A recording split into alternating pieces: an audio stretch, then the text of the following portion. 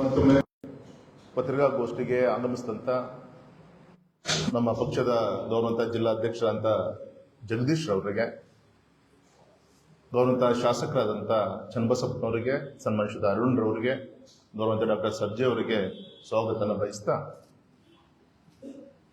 ನಮ್ಮ ಮಾಧ್ಯಮದ ಪ್ರಮುಖರಾದಂಥ ಚಂದ್ರಶೇಖರ್ ಅವರೇ,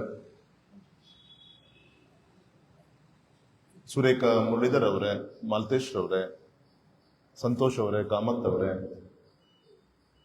ಸನ್ಮಾನಿಸಿದ ಹರಿಕೃಷ್ಣ ಅವರೇ, ನಮ್ಮ ನಗರ ಅಧ್ಯಕ್ಷರು ಮೋಹನ್ ರೆಡ್ಡಿ ಅವರಿದ್ದಾರೆ, ನಗರ ಮಹಿಳಾ ಮೋರ್ಚಾದ ಅಧ್ಯಕ್ಷರಂತ ಲಕ್ಷ್ಮಿ ಅವರೇ, ಬಂದಂತೆ ಎಲ್ಲ ಆತ್ಮೀಯ ಪತ್ರಿಕಾ ಮಾಧ್ಯಮದ ಸ್ನೇಹಿತರೆ, ಮೊದಲದಾಗಿ ತಮ್ಮ ಮುಖಾಂತರ ಈ ನಾಡಿನ ಸತ್ಪ್ರಜೆಗಳಿಗೆ ಬಸವ ಜಯಂತಿಯ ಶುಭಾಶಯಗಳನ್ನು ಕೋರ್ತಾ ಇದ್ದೀನಿ. 12ನೇ ಶತಮಾನದಲ್ಲಿ ಅನುಭವ ಮಂಟಪದ ನೇತೃತ್ವ ವಹಿಸಿಕೊಂಡಂತ ಅಲ್ಲಮ್ಮ ಪ್ರಭುಗಳಿಗೆ ಜನ್ಮ ಕೊಟ್ಟಿರೋದು ಶಿವಮೊಗ್ಗ ಕ್ಷೇತ್ರ. ಅವತ್ತಿನ ಸ್ತ್ರೀ ಸ್ವಾತಂತ್ರ್ಯಕ್ಕೆ ಶಕ್ತಿ ತುಂಬಿದಂಥವರು ಶರಣೆ ಅಕ್ಕಮಹಾದೇವಿಯವರು. ಅವತ್ತಿನ ಒಂದು ಸಮಾನತೆಗೆ ಮತ್ತೆ ಸ್ತ್ರೀ ಸ್ವಾತಂತ್ರ್ಯಕ್ಕೆ ಅನುಭವ ಮಂಟಪದಲ್ಲಿ ಒಂದು ಸಿಕ್ಕಂತ ಜಯ ನಾವು ಯಾರು ಕೂಡ ಮರಲಿಕ್ಕೆ ಸಾಧ್ಯ ಇಲ್ಲ. ಬಸವಣ್ಣನವರ ಸಮಾಜವನ್ನು ಕಟ್ಟಬೇಕು,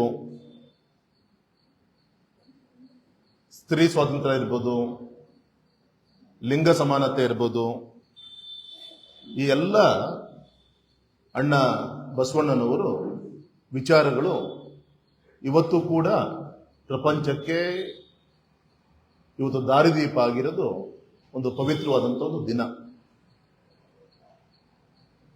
ಆದರೆ ಈ ಒಂದು ದಿನಕ್ಕೆ ಬಸವಣ್ಣನವರ ವಿಚಾರಗಳಿಗೆ, ಸ್ತ್ರೀ ಸ್ವಾತಂತ್ರ್ಯಕ್ಕೆ ತಣ್ಣೀರನ್ನ ಎರಚುವಂತ ಒಂದು ಕೆಲಸ ಇಂಡಿ ನೇತೃತ್ವದಲ್ಲಿ, ಕಾಂಗ್ರೆಸ್ ನೇತೃತ್ವದಲ್ಲಿ ಅದಕ್ಕೆ ಕೈ ಜೋಡಿಸಂತ ಮುಖ್ಯ ರಾಜಕೀಯ ಪಕ್ಷಗಳು, ಅದು ಟಿಎಂಸಿ ಇರ್ಬೋದು, ಡಿಎಂಕೆ ಇರ್ಬೋದು, ಅದಕ್ಕೆ ಕೈ ಜೋಡಿಸುವಂತ ಕೆಲಸವನ್ನು ಕೂಡ ಮಾಡಿದ್ರು. ತಮಗೆಲ್ಲರೂ ಕೂಡ ಗೊತ್ತಿದೆ, ಮೊನ್ನೆ ಏಪ್ರಿಲ್ 15ನೇ ತಾರೀಕು ಇಲ್ಲೇ ಪತ್ರಿಕಾಗೋಷ್ಠಿಯನ್ನು ಮಾಡಿ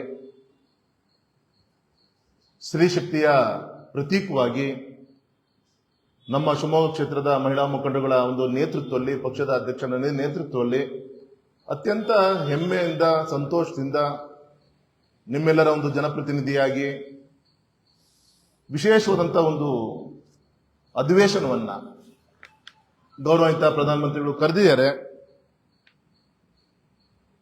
2023ರಲ್ಲಿ ನಾರಿ ಶಕ್ತಿ ವಂದನಾ ನಿಯಮ ಈ ಒಂದು ಕಾರ್ಯಕ್ರಮಕ್ಕೆ ಪೂರಕವಾಗಿ, ಮಹಿಳಾ ಮೀಸಲಾತಿಗೆ ಪೂರಕವಾಗಿ 3 ಮಸೂದೆಗಳನ್ನ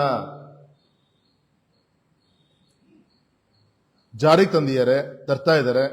ಅಲ್ಲಿ ನಿಮ್ಮೆಲ್ಲರ ಜನಪ್ರತಿನಿಧಿಯಾಗಿ ಅದ್ರ ಪರವಾಗಿ ಕೈ ಎತ್ತಲಿಕ್ಕೆ ನಾನು ಹೋಗ್ತಾ ಇದ್ದೀನಿ. ನಿಮ್ಮೆಲ್ಲರ ಒಂದು ಆಶೀರ್ವಾದನ ಇರಬೇಕು ಅಂತೇಳಿ ನಾನು ಕೇಳ್ಕೊಂಡು ಹೋಗಿದ್ದೆ. ತಮಗೆಲ್ಲರೂ ಕೂಡ ಗೊತ್ತಿದೆ, ಸಂವಿಧಾನ 131ನೇ ಒಂದು ತಿದ್ದುಪಡಿ 2026 ಇರ್ಬೋದು, ಡಿಲಿಮಿಟೇಷನ್ ಕ್ಷೇತ್ರ ಮರು ವಿಂಗಡಣೆ ಮಸೂದೆ 2026 ಇರ್ಬೋದು, ಮತ್ತೆ ಕೇಂದ್ರಾಡಳಿತ ಪ್ರದೇಶದಲ್ಲಿ ಅಲ್ಲಿ ತಿದ್ದುಪಡಿಯನ್ನ ತಂದು ಮಹಿಳಾ ಮೀಸಲಾತಿಗೆ ಪೂರಕವಾದಂತ 3 ಮಸೂದೆಗಳನ್ನ ತರುವಂತ ಪ್ರಯತ್ನ ಆಯಿತು. ಸುದೀರ್ಘವಾದಂತಹ ಚರ್ಚೆ ಆಯಿತು 3 ದಿನದಲ್ಲಿ. ಮೊದಲನೇ ದಿನ 16ನೇ ತಾರೀಕು ರಾತ್ರಿ 1:00ವರೆಗೆ ಅಧಿವೇಶನ ಮುಗಿದಾಗ ಸಭಾಪತಿಗಳಿಗೆ ಸ್ಪೀಕರ್ಗೆ ರಿಕ್ವೆಸ್ಟ್ ಮಾಡಿಕೊಂಡೆ. ಸಾಕಷ್ಟು ಒತ್ತಡಗಳಿದ್ರು ಕೂಡ ನನಗೂ ಕೂಡ ಒಂದು 6-7 ನಿಮಿಷ ಮಾತಾಡುವಂತ ಒಂದು ಅವಕಾಶ ಸಿಕ್ಕಿತ್ತು. ಈ ಒಂದು ಸಂದರ್ಭದಲ್ಲಿ ನಮ್ಮ ಶಿವಮೊಗ್ಗ ಕ್ಷೇತ್ರದಲ್ಲಿ ನಮ್ಮ ಮಲೆನಾಡಿನ ಭೌಗೋಳಿಕ ಪ್ರದೇಶ ವಿಸ್ತಾರವಾಗಿದೆ. ಆದರೆ ವಿಧಾನಸಭಾ ಕ್ಷೇತ್ರ ಮಾಡಲಿಕ್ಕೆ ಜನಸಂಖ್ಯೆಯ ಕೊರತೆ ಇದೆ. ಈ ಸಂದರ್ಭದಲ್ಲಿ ವೆಸ್ಟರ್ನ್ ಘಾಟ್ಸ್ ಗುಜರಾತ್ ಇಂದ ಕೇರಳದವರೆಗೂ ಕೂಡ ಇಲ್ಲಿಗೆ ಒಂದು ವಿಶೇಷವಾದಂಥ ಒಂದು ಮಾನ್ಯತೆಯನ್ನು ಕೊಟ್ಟು ಜನಸಂಖ್ಯೆನೇ ಮುಖ್ಯವಾಗಿ ಇಟ್ಟುಕೊಳ್ಳದೆ ಇಲ್ಲಿ ವಿಧಾನಸಭಾ ಕ್ಷೇತ್ರವನ್ನು ಕೂಡ ಮಾಡಬೇಕು ಅಂತ ಹೇಳಿ, ಅದರಲ್ಲೂ ವಿಶೇಷವಾಗಿ ಹೊಸನಗರದ ಆ ಭಾಗದ ಒಂದು ಹೋರಾಟಗಾರರ ಒಂದು ಧ್ವನಿಯನ್ನು ಕೂಡ ಪ್ರಸ್ತಾಪ ಮಾಡುವಂತ ಒಂದು ಅವಕಾಶ ನನಗೆ ಸಿಕ್ಕಿತ್ತು. ಈ ಎಲ್ಲ ಕೆಲಸಗಳು ಕೂಡ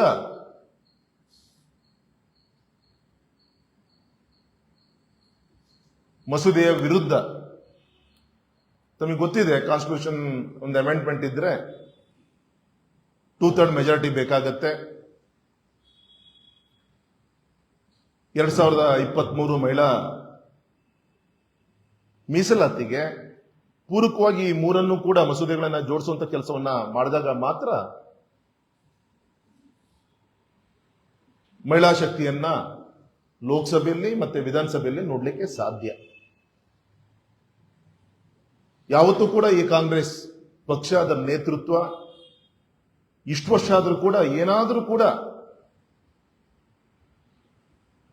ಸಣ್ಣ ಸಣ್ಣ ವಿಚಾರಗಳನ್ನ ಎತ್ಕೊಂಡು, ಸುಳ್ಳು ವಿಚಾರಗಳನ್ನ ಇಟ್ಕೊಂಡು ತಡೆಯುವಂತ ಎಲ್ಲ ಷಡ್ಯಂತ್ರಗಳನ್ನು ಮಾಡುವಂತ ಕೆಲಸವನ್ನ ಮಾಡಿದ್ದಾರೆ. ಉದಾಹರಣೆ ನಿಮಗೆ ಗೊತ್ತಿರಬಹುದು, ಪ್ರಸ್ತಾಪ ಆಯಿತು ಚರ್ಚೆಯ ಸಂದರ್ಭದಲ್ಲಿ ಮುಸ್ಲಿಮ್ಸಿಗೆ ಇದರಲ್ಲಿ ಅವಕಾಶ ಇಲ್ಲ ಅಂತ ಹೇಳಿ ಅಖಿಲೇಶ್ ಯಾದವ್ ಪ್ರಸ್ತಾಪ ಮಾಡಿದ್ರು. ಗೊತ್ತಿದೆ ಅವರಿಗೆ ಯಾವುದೇ ಕಾರಣಕ್ಕೂ ಕೂಡ ಧರ್ಮಾಧಾರಿತ ಮೀಸಲಾತಿಯನ್ನ ಕೊಡ್ಲಿಕ್ಕೆ ಸಾಧ್ಯ ಇಲ್ಲ ಅನ್ನೋದು ಕೂಡ ಎಲ್ರಿಗೂ ಗೊತ್ತಂತ ವಿಚಾರ. ಅದನ್ನ ಹೇಳುವಂತ ವಿಚಾರ ಇರಬಹುದು. ಮತ್ತು ವಿಶೇಷವಾಗಿ ದೇಶವನ್ನ ಒಡೆಯುವಂತ ಷಡ್ಯಂತ್ರ, ದಕ್ಷಿಣ ಉತ್ತರ ಅಂತ ಹೇಳಿ ಸುಳ್ಳನ್ನ 100 ಬಾರಿ ಹೇಳಿ ನಿಜ ಮಾಡುವಂತ ಒಂದು ಷಡ್ಯಂತ್ರನೂ ಕೂಡ ನಡೀತು. ತಮಗೆ ಗೊತ್ತಿದೆ, ನಮಗೆ ದಕ್ಷಿಣ ಭಾರತದಲ್ಲಿ ಪರ್ಸೆಂಟೇಜ್ ನಮಗೆ ಕಮ್ಮಿ ಆಗುತ್ತೆ. ಅದ್ರ ಪ್ರಕಾರ ಜನಸಂಖ್ಯೆ ಒಂದು ಶಿಸ್ತನ್ನ ನಾವು ದಕ್ಷಿಣ ಭಾರತದಲ್ಲಿ ಕಾಪಾಡ್ಕೊಂಡು ಬಂದಿದ್ದೀವಿ. ಉತ್ತರ ಭಾರತದಲ್ಲಿ ಆ ಜನಸಂಖ್ಯೆಯ ಒಂದು ವಿಚಾರಗಳನ್ನ ತೆಗೆದುಕೊಂಡಾಗ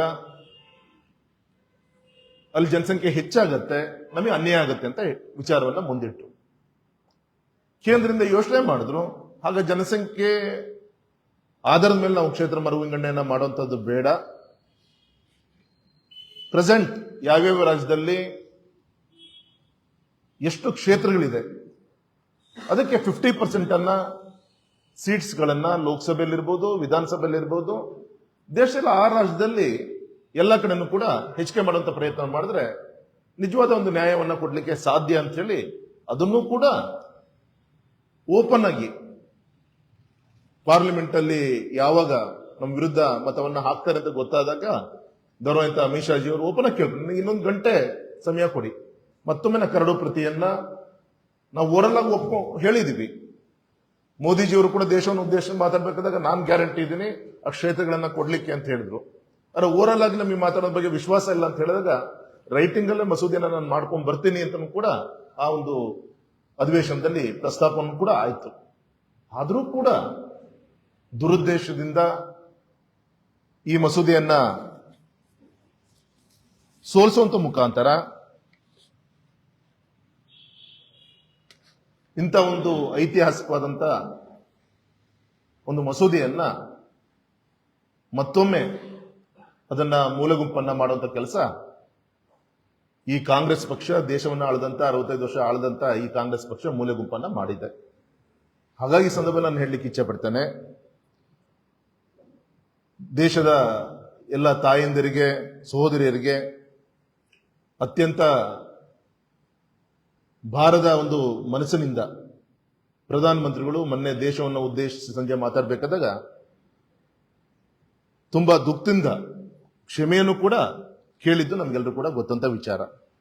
ಹಾಗಾಗಿ ಈ ಸಂದರ್ಭದಲ್ಲಿ ಹೇಳಲಿಕ್ಕೆ ಇಚ್ಛೆ ಪಡ್ತೇನೆ, ಮಹಿಳೆ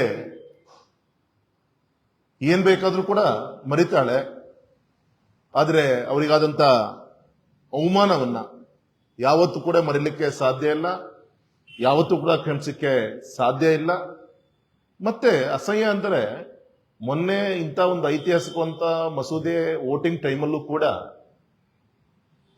ಅವ್ರ ಮುಂದೆ ಇದ್ದಂತ ಬೆಂಚನ್ನ ತಟ್ಟುವ ಮುಖಾಂತರ ದೊಡ್ಡ ಒಂದು ವಿಜಯ ಪತಾಕೆಯನ್ನ ವಿಜಯೋತ್ಸವನ ಮಾಡುವಂತ ಕೆಲಸವನ್ನ ಮಾಡಿದ್ರು. ನಾನು ಕಾಂಗ್ರೆಸ್ ಅವರು ಕೇಳಲಿಕ್ಕೆ ಇಚ್ಛೆ ಪಡ್ತೇನೆ, ಯಾವ ನೈತಿಕತೆಯನ್ನು ಇಟ್ಕೊಂಡು ಬರುವಂತ ದಿನದಲ್ಲಿ ಮಹಿಳಾ ಸ್ವಾತಂತ್ರ್ಯ ಬಗ್ಗೆ, ಮಹಿಳಾ ಮೀಸಲಾತಿ ಬಗ್ಗೆ ಮಾತಾಡುವಂತ ಒಂದು ವಿಚಾರವನ್ನು ನೀವು ಇಟ್ಕೊಳ್ತೀರಿ ಅಂತ ನಾನು ಕೇಳಲಿಕ್ಕೆ ಇಚ್ಛೆ ಪಡ್ತೇನೆ. ಯಾವತ್ತೂ ಕೂಡ ನಿಮ್ಗೆ ನೆನಪಿರ್ಬೋದು, ಇದೇ ನಮ್ಮ ಕರ್ನಾಟಕದಲ್ಲಿ ಸನ್ಮಾನಿಸಿದ ಯಡಿಯೂರಪ್ಪನವರು ಮುಖ್ಯಮಂತ್ರಿಗಳು ಇದ್ದಾಗ, ಬಿಜೆಪಿ ಸರ್ಕಾರ ಇದ್ದಾಗ ನಮ್ಮ ಜಿಲ್ಲಾ ಪಂಚಾಯತಿ ಗ್ರಾಮ ಪಂಚಾಯತಿಗೆ ಮೀಸಲಾತಿಯನ್ನ, ಹೆಚ್ಚಿನ ಒಂದು ಮೀಸಲಾತಿಯನ್ನು ಕೂಡ ಕೊಡುವಂತ ಕಾರ್ಯಕ್ರಮವನ್ನು ಕೂಡ ಘೋಷಣೆಯನ್ನ ಮಾಡಿದ್ರು. ಈ ರೀತಿ ಬಿಜೆಪಿಯನ್ನ ರಾಜಕೀಯವಾಗಿ ಒಂದು ಮೂಲ ಗುಂಪನ್ನ ಮಾಡಬೇಕು ಅಂತೇಳಿ ದೇಶ ವಿಭಜನೆ ಸಂದರ್ಭದಲ್ಲೂ ವಿಚಾರಗಳಲ್ಲೂ ಕೂಡ ದೇಶದ ವಿಭಜನೆ ವಿಚಾರಕ್ಕೆ ಬೆಂಬಲ ಕೊಡುವಂತ ಕೆಲಸಗಳಿರ್ಬೋದು, ಮತ್ತೆ ಕಾರ್ಯಕ್ರಮ ಬೇರೆ ಬೇರೆ ಒಂದು ಸಾಮಾಜಿಕ ನ್ಯಾಯ ಕೊಡುವಂತ ಕಾರ್ಯಕ್ರಮಗಳನ್ನು ಕೂಡ ವಿರೋಧವನ್ನ ಮಾಡ್ಕೊಂಡು ಬಂದಿದ್ದು ತಮಗೆಲ್ಲರೂ ಕೂಡ ಗೊತ್ತಂತ ವಿಚಾರ. ಉದಾಹರಣೆಗೆ ಜನ್ಧನ್ ಯೋಜನೆ, ಅದ್ರ ಬಗ್ಗೆನೂ ಕೂಡ ಹಗುರವ ಮಾತಾಡುವಂತ ಪ್ರಯತ್ನವನ್ನು ಮಾಡಿದ್ರು, ಬೆಂಬಲವನ್ನ ಕೊಡುವಂತ ದಿಕ್ಕಿನಲ್ಲಿ ಸಾಕಷ್ಟು ಸಮಸ್ಯೆಯನ್ನ ಮಾಡಿದ್ರು. ಡಿಜಿಟಲ್ ಪಾವತಿ ಇರ್ಬೋದು, GST ಇರ್ಬೋದು, ಎಕನಾಮಿಕಲಿ ವೀಕರ್ ಸೆಕ್ಷನ್ ಮೀಸಲಾತಿ, ಆ ಸಂದರ್ಭದಲ್ಲೂ ಕೂಡ ಹಿಂದುಳಿದ ವರ್ಗದವರಿಗೆ ಎಲ್ಲಿ ಬಿಜೆಪಿಯಿಂದ ಕ್ರೆಡಿಟ್ ಸಿಗುತ್ತೆ, ನ್ಯಾಯ ಸಿಗುತ್ತೆ ಅಂತ ಹೇಳಿ ಅದನ್ನು ಕೂಡ ವಿರೋಧ ಮಾಡುವಂತ ಪ್ರಯತ್ನವನ್ನ ಮಾಡಿದ್ರು. ಕೊನೆ ಜಮ್ಮು ಕಾಶ್ಮೀರಲ್ಲಿ ನಮ್ಮ ದೇಶದಲ್ಲಿ 2 ಧ್ವಜ 2 ಸಂವಿಧಾನ ಇರಬಾರದು ಅಂತೇಳಿ ಆರ್ಟಿಕಲ್ 370 ರದ್ದನ್ನ ಮಾಡುವಂತ ಸಂದರ್ಭದಲ್ಲೂ ಕೂಡ ಅದಕ್ಕೂ ಕೂಡ ವಿರೋಧ ಮಾಡುವಂತ ಕೆಲಸ ಈ ಕಾಂಗ್ರೆಸ್ ಪಕ್ಷ ಮಾಡಿದ್ದು, ವಿರೋಧ ಮಾಡಿದ್ದು.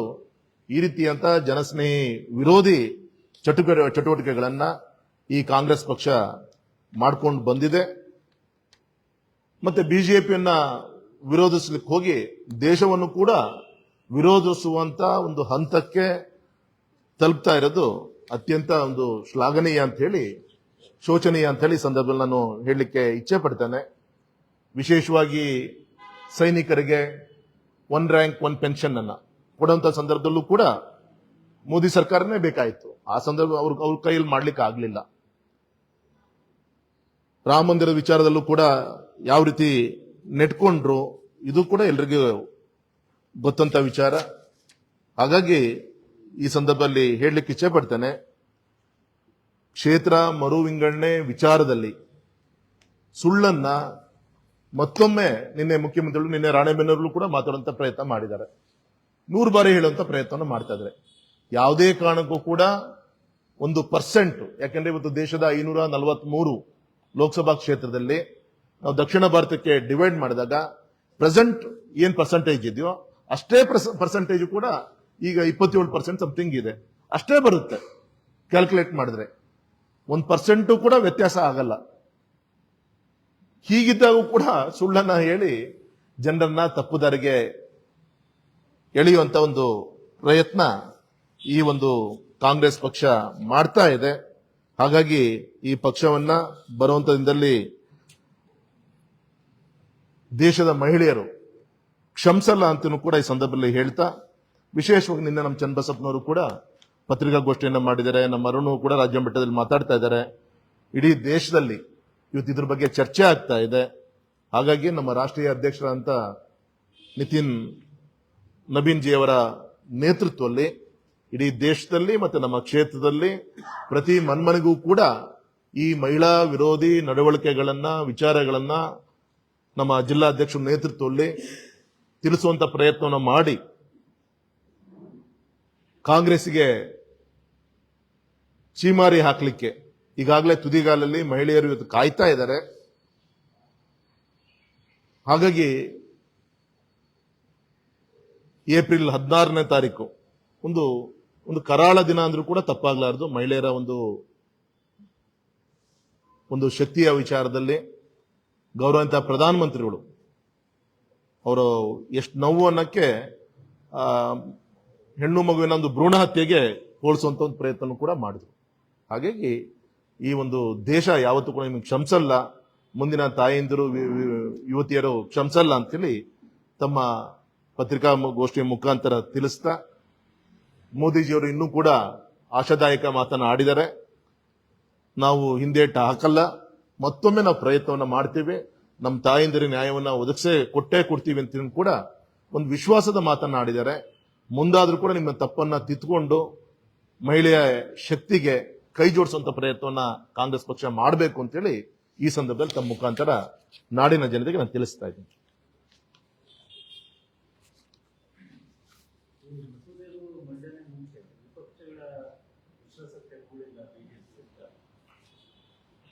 ಸರ್, ಇದೆಲ್ಲದೂ ಕೂಡ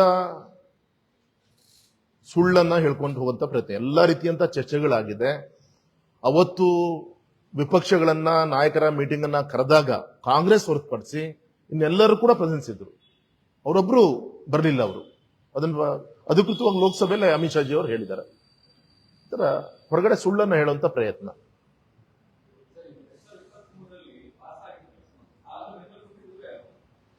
ಹೌದು, ಬೆಂಬಲ ಕೊಟ್ರು. ಎಸ್, ಅಬ್ಸಲ್ಯೂಟ್ ಮೆಜಾರಿಟಿ ಕೊಟ್ರು. ಸಮಾಜಕ್ಕೆ ಕೊಟ್ಟಂಗ್ ಮಾಡಿರ್ಬೇಕು, ಕೆಲಸ ಆಗಿರಬಾರ್ದು.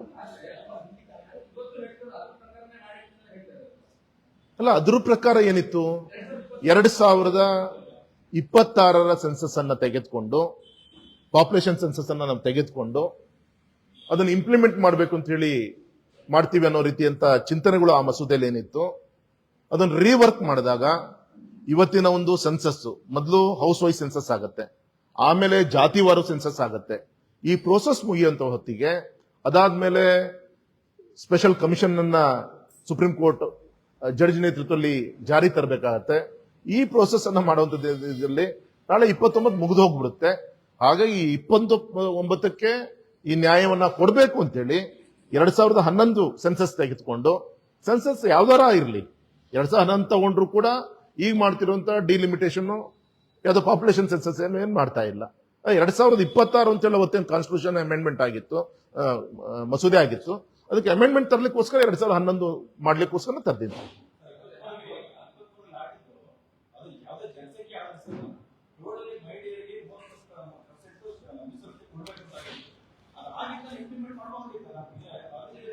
ಅದು ಇಂಪ್ಲಿಮೆಂಟ್ ಆಗ್ಬೇಕು ಅಂದ್ರೆ ಡಿಲಿಮಿಟೇಷನ್ ಆಗ್ಬೇಕು, ಬೇಕೇ ಬೇಕು.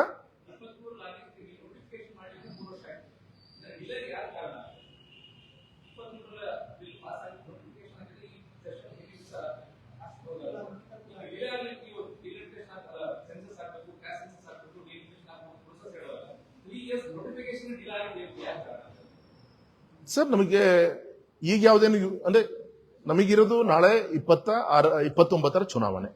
29 ಚುನಾವಣೆಯಲ್ಲಿ ಉತ್ತರ ಕೊಡಬೇಕಾಗಿದೆ. ಯಾಕಂದ್ರೆ 23ರಲ್ಲಾಗಿ 24ರಲ್ಲೇ ಇಂಪ್ಲಿಮೆಂಟ್ ಮಾಡ್ಲಿಕ್ಕೆ ಆಗ್ತಿದ್ದಿಲ್ಲ ಅಲ್ವಾ? 29ಕ್ಕೆ ನಾವು ಮಾಡ್ಬೇಕಾಗಿತ್ತಲ್ವಾ?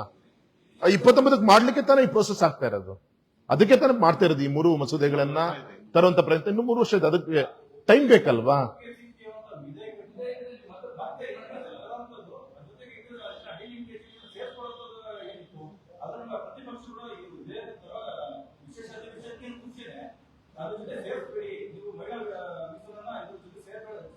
ನೋ ಸಂತೋಷ್, ತರಲೇಬೇಕು. ಯಾಕೆ ತರಬೇಕು ಅಂದ್ರೆ ಅದರಲ್ಲಿ ನಾವು 2026 ಸೆನ್ಸಸ್ ಅಂತ ಮೆನ್ಷನ್ ಮಾಡಿದ್ವಿ ಹಳೆ ಮಸೂದೆಯಲ್ಲಿ.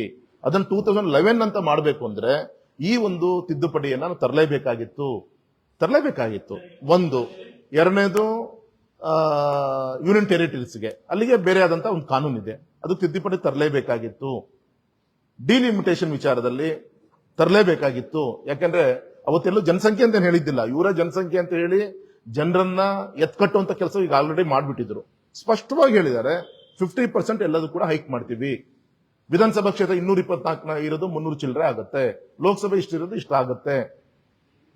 ಇದೆಲ್ಲದೂ ಕೂಡ ತಿದ್ದುಪಡಿ ಮಾಡ್ಲೇಬೇಕಾಗಿತ್ತೆ, ಅಲ್ಲ ಬದಲಾವಣೆ ತರಲೇಬೇಕಾಗಿತ್ತು. ಇದೆಲ್ಲ ತಂದಿದ್ರೆ ನಾವು ನಾಳೆ 2026 ನಾವು ಇಂಪ್ಲಿಮೆಂಟ್ ಮಾಡ್ಲಿಕ್ಕೆ ಆಗ್ತಿತ್ತು, 29ಕ್ಕೆ.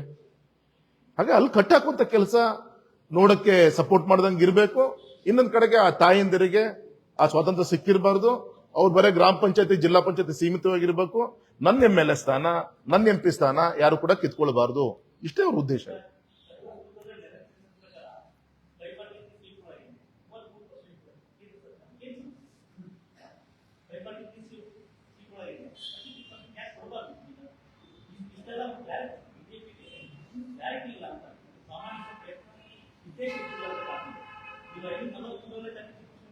ರವೀಣ, ಈಗ 1971ರಲ್ಲಿ ಅವತ್ತಿನ ಒಂದು ಜನಸಂಖ್ಯೆ ಇದ್ಮೇಲೆ 500 ಚಿಲ್ಲರೆ ಲೋಕಸಭಾ ಕ್ಷೇತ್ರ ಆಗಿತ್ತು. ಇವತ್ತು ಒಂದೊಂದು ಲೋಕಸಭಾ ಕ್ಷೇತ್ರಕ್ಕೆ 18-20 ಲಕ್ಷ ಬರ್ತಾ ಇದೆ. 30 ಲಕ್ಷದವರೆಗೂ ಕೂಡ ಉತ್ತರಳ್ಳಿ, ನಮ್ಮ ಬೆಂಗಳೂರು ಉತ್ತರಳ್ಳಿ ಕ್ಷೇತ್ರದ ಆ ಭಾಗದ ಕ್ಷೇತ್ರ ಕೂಡ 30 ಲಕ್ಷದವರೆಗೂ ಬರ್ತಾ ಇದೆ. UPಲೂ ಕೂಡ ದೊಡ್ಡ ದೊಡ್ಡ ಲೋಕಸಭಾ ಕ್ಷೇತ್ರಗಳ ಹೆಸರನ್ನು ಕೂಡ ಅವತ್ತು ಪ್ರಸ್ತಾಪವನ್ನೇ ಮಾಡಿದ್ರು. ಹಾಗಾಗಿ ನಿಜವಾದ ಮಾಡಿದ್ರೆ 100% ಪರ್ಫೆಕ್ಟ್ನೆಸ್ ಬೇಕಲ್ಲ. ಇದ್ರ ತಪ್ಪೇನಿದೆ? ಆಯ್ತು, ಇದನ್ನ ಮಾಡ್ಲಿಕ್ಕೆ ಕೊಟ್ಟಿದ್ದು ವಿರೋಧ ಪಕ್ಷರು ಯಾಕೆ ವಿರೋಧ ಮಾಡ್ತಾ ಇದ್ದಾರೆ? ತಪ್ಪೇನಿದೆ? ನಾವು ಮಾಡಿದಂತ 3 ಮಸೂದೆಗಳ ತಿದ್ದುಪಡಿಯಲ್ಲಿ ನಾವು 2011 ತೆಗೆದುಕೊಂಡಿದ್ದು ತಪ್ಪೇನಿದೆ? ಡಿಲಿಮಿಟೇಷನ್ ಮಾಡೋಕೆ ಹೊರಟಿದ್ದು ತಪ್ಪೇನಿದೆ? ಯೂನಿಯನ್ ಟೆರಿಟರೀಸ್ಗಳಿಗೆ ತರಕ್ಕೆ ಮಾಡ್ಕೋ ತಪ್ಪೇನಿದೆ? ಇದ್ರಲ್ಲಿ ಏನ್ ತಪ್ಪೆ ಹುಡುಕುವಂತ ಪ್ರಯತ್ನ ಇವರು ಮಾಡ್ತಾ ಇದ್ದಾರೆ. ಮುಸ್ಲಿಮ್ಸಿಗಿಲ್ಲ, SC/ST ಗಳಿಗೆ ಅನ್ಯಾಯ ಮಾಡಿದ್ರಲ್ಲ. ಇವತ್ತು ನಮ್ಮ ಪರಿಜಾತಿ ಪರಿಶಿಷ್ಟ ಪಂಗಡ ತಾಯಿಂದಿರು ಈಗಿರುವಂತ ಮೀಸಲಾತಿ ನಾಳೆ ಇನ್ನೂ 50% ಹೈಕ್ ಆಗ್ತಿತ್ತಲ್ಲ ಅವರು. ಅದನ್ನು ಕೂಡ ತಡೆಯುವಂತ ಕೆಲಸ, ಅಂಬೇಡ್ಕರ್ಗೆ ಅವಮಾನ ಮಾಡುವಂತ ಕೆಲಸ ಮಾಡಿದ್ರಲ್ಲ ಇವರು. ಹಾಗಾಗಿ ಸುಮ್ಮನೆ ಕಾರಣಗಳನ್ನು ಹುಡ್ಕೊಂತಾ ಇದ್ದಾರೆ ಹೊರತು ಯಾವುದೇ ಪ್ರಾಮಾಣಿಕ ಪ್ರಯತ್ನ. ಒಟ್ಟು ಸೋಲಿಸ್ಬೇಕು ಮಸೂದೆ. ಎಲ್ಲಿ ಬಿಜೆಪಿ ಕ್ರೆಡಿಟ್ ಬರುತ್ತೋ ನಮಗೆ ಹೇಳು ಪ್ರಧಾನಮಂತ್ರಿ, ನನಗೆ ಕ್ರೆಡಿಟ್ ಅವಶ್ಯಕತೆ ಇಲ್ಲ. ನಾಳೆ ನಿಮ್ಮೆಲ್ಲರದ್ದು ಫೋಟೋ ಹಾಕಿ ನಾನೇ ಅಡ್ವರ್ಟೈಸ್ಮೆಂಟ್ ಹಾಕ್ತೀನಿ ನನ್ನ ಖರ್ಚಲ್ಲಿ. ಅದನ್ನು ಕೂಡ ವಿನಮ್ರವಾಗಿ ವಿನಂತಿ ಮಾಡ್ಕೊಂಡ್ರು.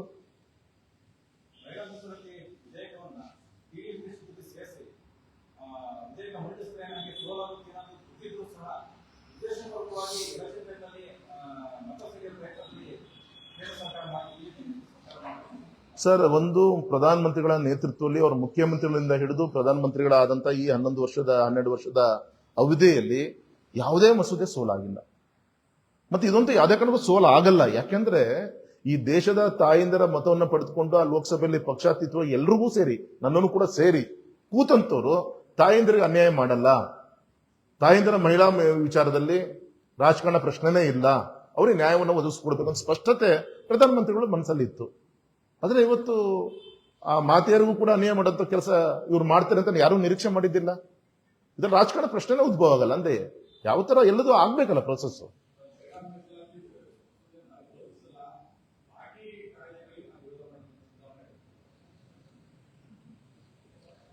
ಸರ್, ನನಗೆ ಗಾದೆಗಳೆಲ್ಲ ಬರಲ್ಲ. ನಂಗೆ ಗಾದೆಗಳು ಬೇರೆ ಬೇರೆ ಗಾದೆ ಯಾರು ಚೆನ್ನಾಗಿ ಅವ್ರ ಕೇಳೋದು ಒಳ್ಳೆಯದು. ಆದ್ರೆ ನಾನಿಷ್ಟು ಮಾತ್ರ ಹೇಳ್ತೀನಿ, ಮತ್ತೊಮ್ಮೆ ಸ್ಪಷ್ಟವಾಗಿ ಹೇಳಲಿಕ್ಕೆ ಇಚ್ಛೆ ಪಡ್ತೇನೆ. ಆ ಮೋಹನ್ ಅವರೇ, ಆ ಮಹಿಳಾ ಮೀಸಲಾತಿ ಜಾರಿಗೆ ಬರಬೇಕು ಅಂದ್ರೆ ಈ 3 ಪ್ರೋಸೆಸ್ ಆಗ್ಲೇಬೇಕಾಗಿತ್ತು ನೋಡ್ಲಿಕ್ಕೆ ಜನರಿಗೆ. ಹಾಗಿದ್ರೆ ನಿನ್ನೆ ಪಾರ್ಲಿಮೆಂಟ್ ಮುಗಿದ ಮೇಲೆ ನಮ್ಮ ಪತ್ರಿಕಾ ಮಾಧ್ಯಮ ಸ್ನೇಹಿತರು 100 ಜನ ಅಲ್ಲಿ ಹೊರಗಡೆ ಇದ್ರಲ್ಲ, ಒಬ್ಬರಾದ್ರೂ ಕೂಡ ಫೇಸ್ ಮಾಡ್ಲಿಕ್ಕೆ ಆಯ್ತಾ ಅವರಿಗೆ? ಎಲ್ಲರೂ ಸಂಜೆ ಹೊತ್ತು ತಪ್ಪಿಸ್ಕೊಂಡು ಹೋಗಿದ್ದೇ ಆಯ್ತು. ಯಾವ ಮುಖ ಎತ್ಕೊಂಡು ಇವತ್ತು ಸಮಾಜ ಮಧ್ಯೆ, ಮಹಿಳೆಯರ ಮಧ್ಯೆ ಮಾತಾಡುವಂತದ್ದು ನೈತಿಕತೆ ಉಳಿಸ್ಕೊಂಡ್ರು ಇವರು?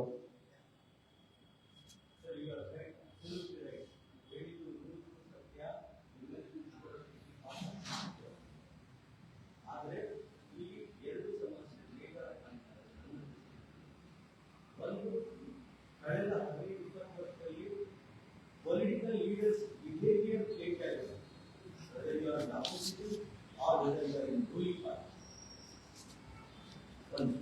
The leadership where former Prime Minister Vajpayee was allowed to take more than 20 parties together. We are persuasion skill of the Prime Minister back. So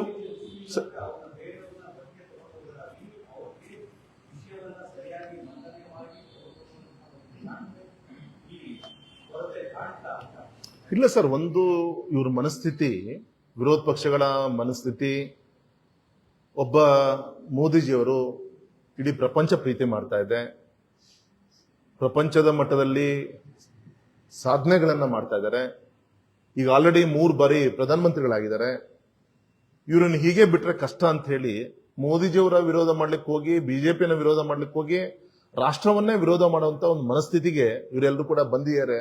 ಯಾವ ರೀತಿ ರಾಹುಲ್ ಗಾಂಧಿಯವರು ಹೊರದೇಶಕ್ಕೆ ಹೋದಾಗ ನಮ್ಮ ದೇಶವನ್ನು ಕೂಡ ಮುಜುಗರಕ್ಕೆ ವ್ಯಕ್ತಪಡಿಸುವಂತ ಪ್ರಯತ್ನವನ್ನು ಮಾಡಿದ್ರು, ಇದೆಲ್ಲರೂ ಕೂಡ ಗೊತ್ತಂತ ವಿಚಾರ. ಮತ್ತು ಮೊನ್ನೆನೂ ಕೂಡ ಒಬ್ಬ ವಿರೋಧ ಪಕ್ಷದ ನಾಯಕರು ತಾವೇ ನೋಡಿ ಸರ್, ತಾವೇ ಡಿಸಿಷನ್ ತಗೊಳ್ಳಿ, ತಾವೇ ಅವ್ರ ಸ್ಪೀಚ್ ಅನ್ನು ಕೇಳಿ, ತಾವೇ ಅದಕ್ಕೆ ಮಾರ್ಕ್ಸ್ ಅನ್ನ ಹಾಕಿ, ಒಬ್ಬ ವಿರೋಧ ಪಕ್ಷದ ನಾಯಕ ಆಡಳಿತ ಪಕ್ಷದ ವಿಶ್ವಾಸನ ಕೂಡ ಗಳಿಸಿ ವಿರೋಧ ಪಕ್ಷದಲ್ಲಿರುವಂತ ಅವರ INDA ಆ ಗುಂಪಿಗೆ ನ್ಯಾಯವನ್ನು ಒದಗಿಸುವಂತ ಜವಾಬ್ದಾರಿ ಅವ್ರ ಮೇಲಿತ್ತು. ಹಾಗಾಗಿ ಇವತ್ತು ನಾನು ಹೇಳಲಿಕ್ಕೆ ಹೊರಟಿದ್ದೀನಿ ಅಂದ್ರೆ ಅವ್ರ ಮನಸ್ಥಿತಿನೇ ಈ ರೀತಿ ಇದೆ. ಬಿಜೆಪಿ ಮೋದಿಜಿಯನ್ನು ವಿರೋಧ ಮಾಡಲಿಕ್ಕೆ, ದೇಶವನ್ನು ಕೂಡ ಮುಜುಗರ ವ್ಯಕ್ತಪಡಿಸೋಕೆ ಕೂಡ ಹಿನ್ನಡೆ ಮಾಡಲ್ಲ ಅನ್ನುವಂತ ಒಂದು ಉದಾಹರಣೆಗಳು ಸಾಕಷ್ಟು ಕಣ್ಮುಂದಿದ್ದಾಗ ಹೇಗೆ ಅವರನ್ನು ತೆಗೆದುಕೊಂಡಂತ ಪ್ರಯತ್ನ ಮಾಡ್ತಾರೆ ನೀವೇ ಹೇಳಿ. ಹಾಗಾಗಿ ಅಟ್ಲೀಸ್ಟ್ ತಾಯಂದಿರ ವಿಚಾರದಲ್ಲಾದ್ರೂ ಕೂಡ, ಮಹಿಳಾ ಶಕ್ತಿಯ ವಿಚಾರದಲ್ಲಾದ್ರೂ ಕೂಡ ಕೈ ಜೋಡಿಸ್ತಾರೆ ಅಂತ ನಾವು ನಿರೀಕ್ಷೆ ಮಾಡಿದ್ವಿ. ಅದಕ್ಕೂ ಕೂಡ ದ್ರೋಹ ಬಗೆಯುವಂತ ಕೆಲಸ ಮಾಡಿದ್ವಿ ಸರ್.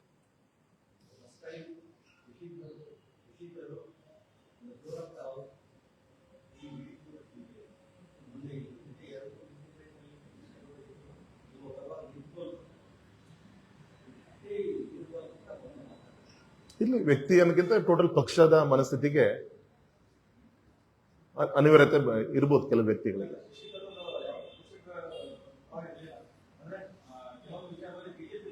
ಹೌದು, ದೇಶದ ವಿಚಾರದಲ್ಲಿ ತರೂರ್ ಅವರು ಪಾಸಿಟಿವ್ ಟ್ವೀಟ್ ಕೂಡ ಹಿಂದೆಲ್ಲ ಮಾಡಿದ್ರು. ಈಗ ಯಾವ ಮುಜುಗರಕ್ಕೆ ಸಿಕ್ಕಾಕೊಂಡಿದ್ದಾರೋ ಗೊತ್ತಿಲ್ಲ. ಯಾಕಂದ್ರೆ ಕೇರಳದಲ್ಲಿ ಎಲೆಕ್ಷನ್ ಬೇರೆ ನಡೀತಾ ಇದೆ ಪಾಪ.